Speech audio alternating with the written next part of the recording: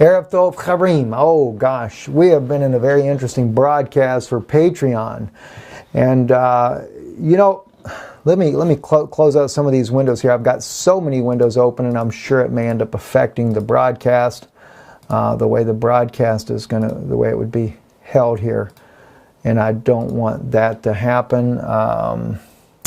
I've got to leave some of those windows open over there, so let me get switched over here to the other side. I'm going to share some things with you guys I think that's very important, that would no doubt be good for you guys to know. Oh, by the way, that is the Saudi prince and Zippy Livni. We were in a meeting together. It's been a little while back since they did that meeting there last year. I was talking to the people on Patreon about different things, but mainly looking into how that Israel tries to manufacture prophecies, and looking into support things like that are going on. Very, very, very interesting things. I'll kind of share one thing though I shared with the people there at the end of the broadcast here on our live broadcast there. Listen, we are not doing our live chat. There's different reasons that I have behind that. I want to thank our moderators that have been a part of this. Not saying that I'm going to fully stop it altogether, but there are some issues that we're dealing with that we need to kind of be a little bit more careful with this. So for right now, we're gonna hold back on actually doing the live broadcast there. So hopefully, we are actually, yes, we are up and running. So we are on there. Just want to make sure that there. Let's get right into what's going on in the world today, though. The Trump administration is warning Russia that supplying Syria with an advanced missile defense system would be a major mistake and should be reconsidered. As I'm watching what's going on right here, guys, I really feel like the Trump administration is warning Russia that we are. Listen to this. An advanced missile defense system would be a major mistake and should be reconsidered. John Bolton says delivery of the Russian weapons would be a significant escalation in already high tensions in the region. Now, you know what gets me about this? I have to just be frank about it, friends. Why is it that every nation is allowed to defend themselves except Syria? Or any other nation for that matter? You know, I agree Israel has a right to defend itself. I believe America has a right to defend ourselves as an American citizens. Russia should have a right to defend themselves. Why is it, though, that Syria is not allowed to? That makes no sense whatsoever. Israel has just been allowed to go in the country without any impunity whatsoever and just bomb anybody that feels so to do so. And that's not right. It's not right. And it's not treating our neighbor as ourself by a long shot.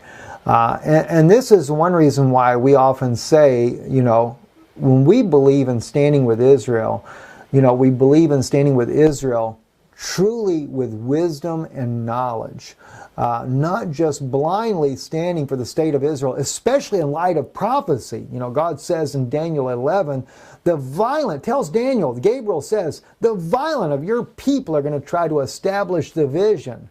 And this is what's happening. It's not just the Israeli leaders either. This is what they're working with Vatican officials to try to manufacture prophecy the way that they see it should go. Now, I wouldn't say, though, that the prophets didn't recognize what they were going to do, and of course they're able to write the prophecies accordingly, even as Isaiah 17, Damascus will be a ruinous heap, but God also says through the prophet Isaiah in verse 10, he puts the blame on Israel. Not just the state of Israel, but that's all 12 tribes, including the United States, the European Union, where the 10 lost tribes have been dispersed in different parts of the world there, and how they come against Syria as well, and the fortress of Ephraim is destroyed, which the Christians that live in Damascus, that's what the fortress of Ephraim represents, they will be totally wiped out, as according to the sins that are being committed by these nations, by the United States. And God says, you have forgotten the God of your salvation, and you are not mindful of the rock. Okay? This is, and that's paraphrased, this is what's going on. And so you know, if you're going to stand with Israel with some wisdom. And I'm going to go more into the news here, but I want to say one other thing. I'll tell you what I share with people on Patreon right at the closing of the message. So if you're a follower of Patreon and you're going to go later tonight and try to watch this broadcast, which I don't know if I'll be able to get it up before it gets too late here. I'll try to get it edited and posted up. you might want to make sure you listen to the last half first, because I'm really trying to explain what's going on and how that Israeli leaders, especially in the case Prime Minister Netanyahu now, is trying to manufacture those visions. He's doing exactly as Daniel said. He's doing all the violent things to try to make visions to come to pass. But then it just finally come to me near the end of the broadcast, and I said to the people on the video there, I said, you know, wait a minute, we need to stop just for a moment and think about this, because I often hear, you know, people like to quote the scripture where it says, whoever shall bless Israel, God will bless, and whoever curses Israel, God will curse. Now, it's actually to Abraham is the promise made. Whoever blesses you will be blessed, and whoever curses you will be cursed. Now, this is to Abraham himself and to his descendants. Well, does that then exclude Ishmael's side? You know, I mean, we've got to think about it. And Ishmael's side is not doing the right things either, but neither is the Israeli people doing the right thing either. Neither one are doing the right things in modern days. And in fact, we're looking at this and we say this, you know, but we fail to realize God, for example, wants us to stand for what's truth and righteousness. This is what he wants you to stand for. And Abraham stood for truth and righteousness, and he did the right things. He was doing the right things. So my thought for you would be to think like this here. If you were in Israel 2,000 years ago, what side would you have been on? Think about this for a moment. 2,000 years ago, we will say at the time when John the Baptist is already here, we'll say that Yeshua is already walking the streets as a rabbi of Israel, and he is teaching the message that he is bringing. What side would you have been on? Now, I realize Israeli News Live is watched by Christians, Jews, Muslims, every faith that you can probably imagine watch, including Hindus as well, all right? So which side would you have been on? Well, my Jewish friends, you might say, well, I would have been on the side of the Pharisees. All right, just hold that thought then, all right? The Christians would say, well, we would have been on the side of Yeshua. Yeah, hold that thought as well. In fact, for the Christian, I want to ask you this. If you would have been on the side of Yeshua 2,000 years ago, why are you not on his side today? That's something to sink home. It really will if you think about it.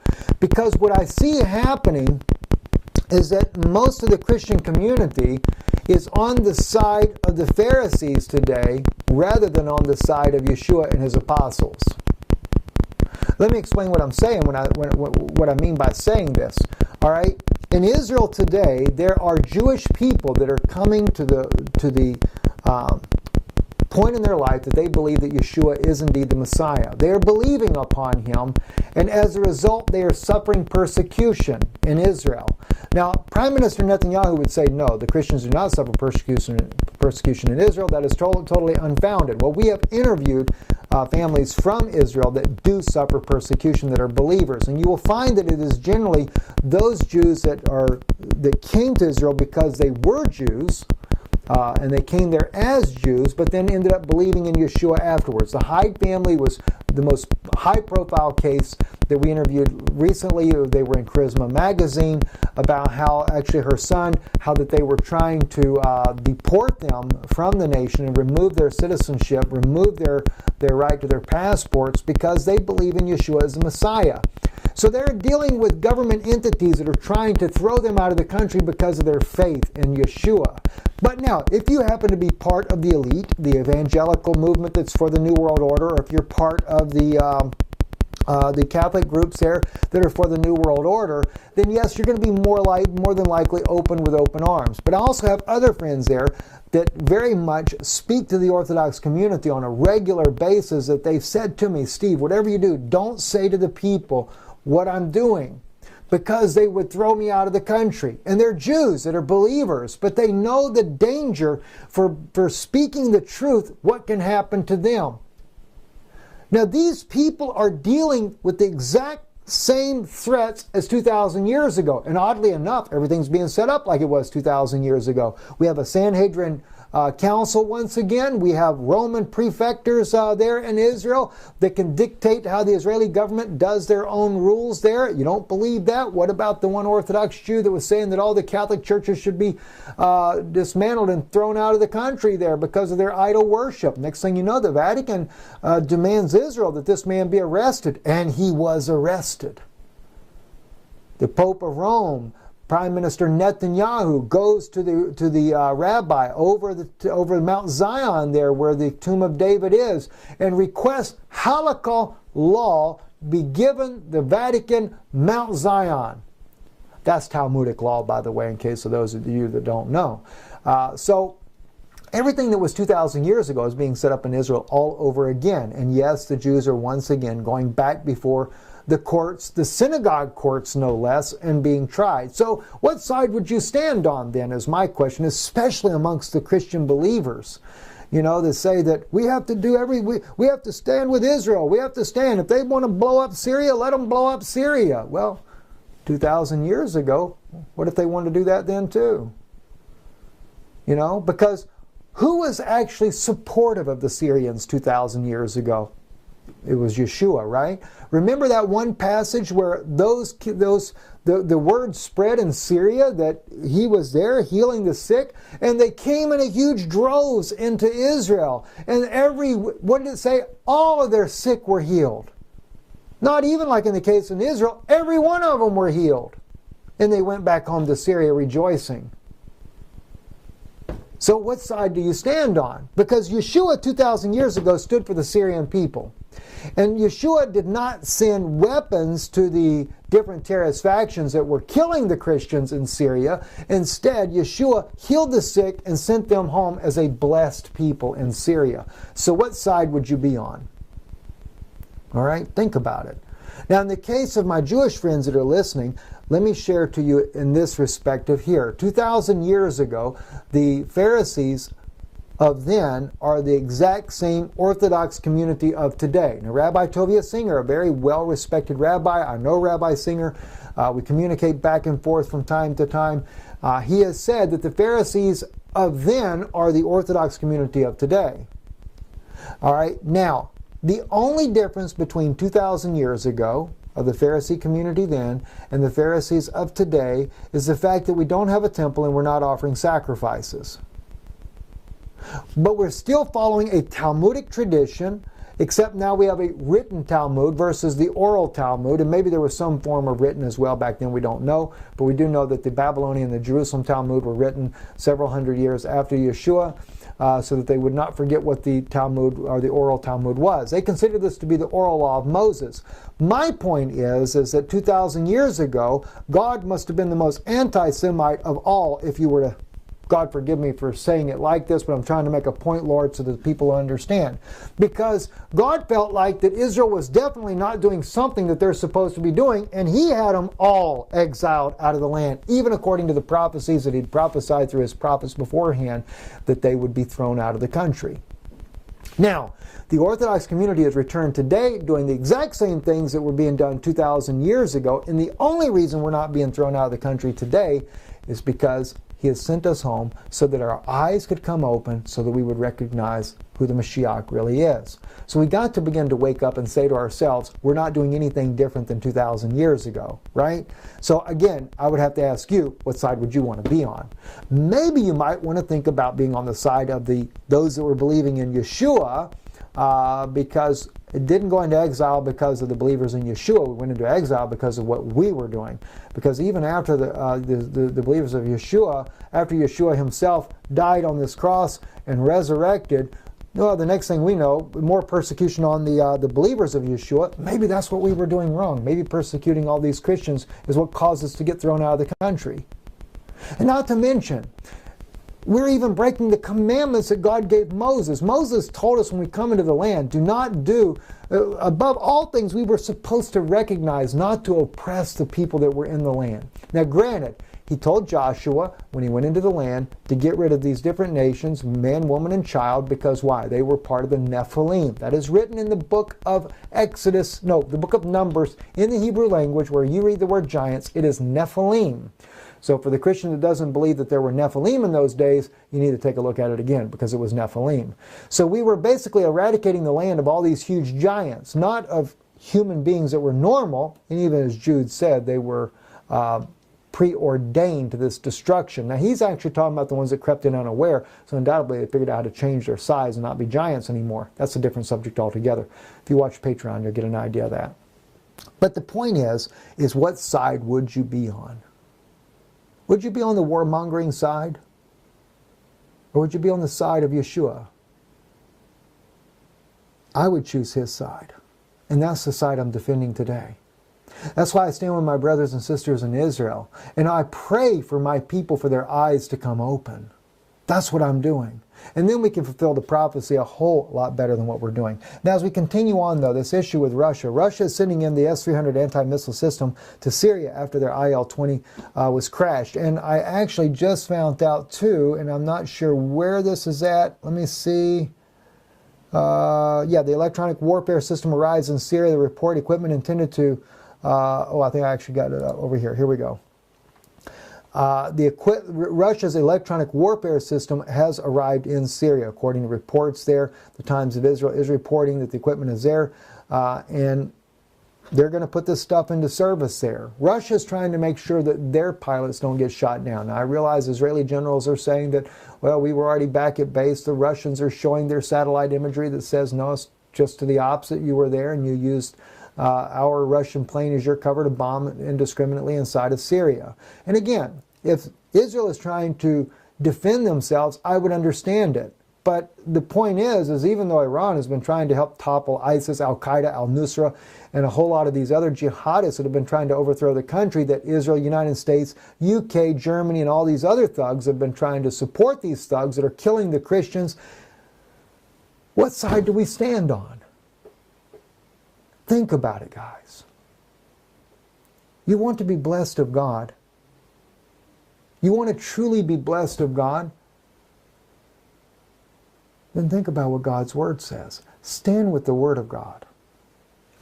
All right?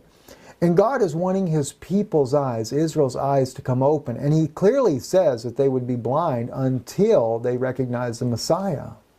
Then their eyes will be open. But as it is right now, we already see that according to the prophecies, whether it be Paul of Romans or prophecies of David and Moses, etc., that they would be blind.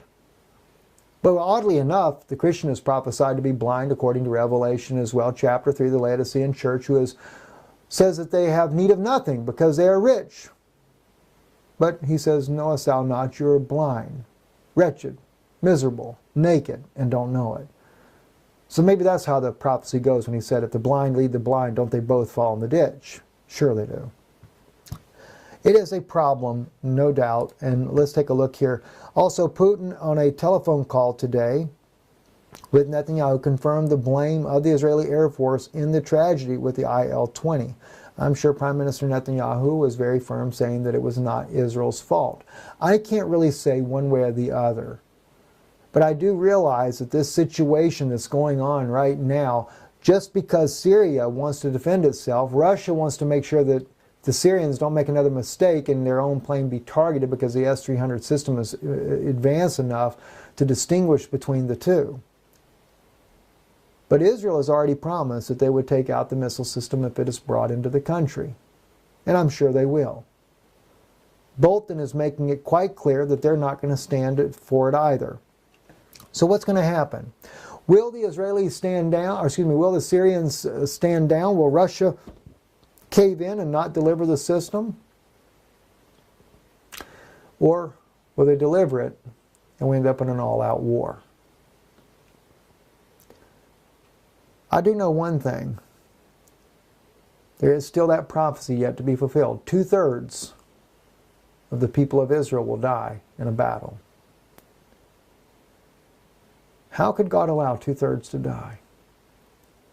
Or maybe it's a result of our own doings.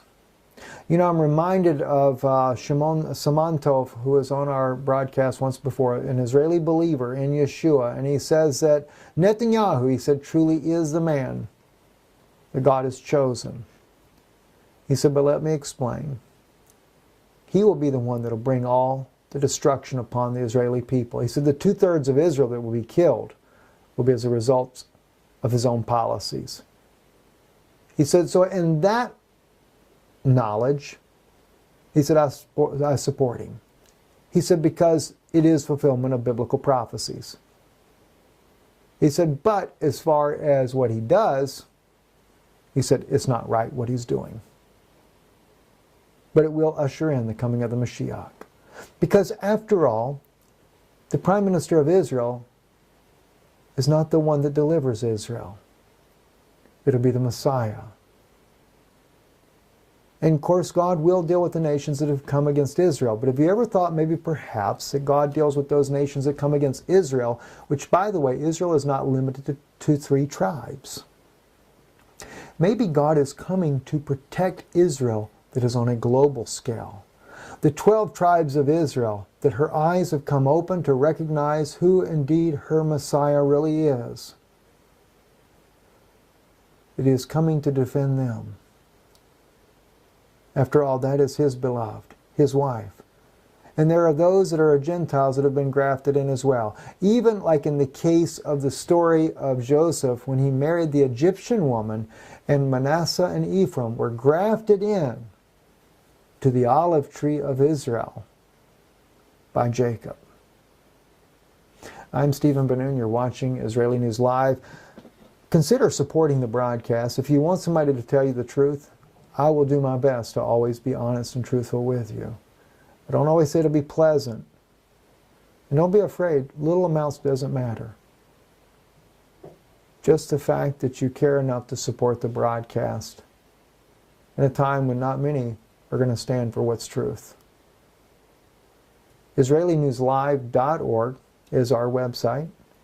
If you have any trouble in being a part there, you can also visit our Patreon account, patreon.com/Israeli News Live. And you can donate as little as $1 a month over there. You can donate even more if you prefer, $5 a month, $10 a month, whatever God lays on your heart. We certainly would appreciate that. Also, one other reminder as well. December the 2nd, our web guy has been putting everything together for the website where you can register for the conference on December the 2nd. It is a one-day conference, but it's going to be from 9 a.m. till about 8 p.m. It's going to be a long conference. We'll have a lunch break, and we'll have small breaks in the middle there. We will have that site up and running hopefully within the next couple of days to where you can be a part of this, and I know it will be a blessing to you. Listen, I'm telling you, you're going to find out some things that you've never heard before, and I will share also in the Kennedy assassination while I am in this conference, and the only reason I'm actually going to touch on this because when I worked with the CIA, my own partner, there has been speculation from other colleagues that he was involved in the planning process of that, and of course you will find out the intricate sides of the CIA working that particular case there.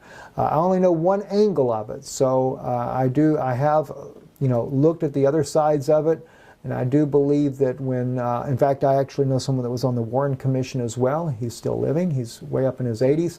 He was also a close friend of my own partner, so I do realize the cover-ups that were there. I'm sure the government doesn't want you to know about that either. So we'll be going into that, and of course I'll be dealing with the issues all the way up to the Bush administration, the cover-ups that were happening, and it's the same situation, even all the way back in the time before Kennedy.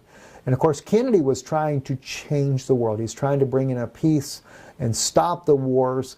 And so I really consider him a very admirable man. And the world looks at him as an admirable man, but you have no idea how many of them hated him, including his own vice president. I know that's not something most people like to hear. But I think the one trial that was brought by, was it Jim Garrison that brought to trial Mr. Clay Shaw, is probably more accurate in describing in his court case what actually happened. I can believe that because I know some of the details that are not being told to you.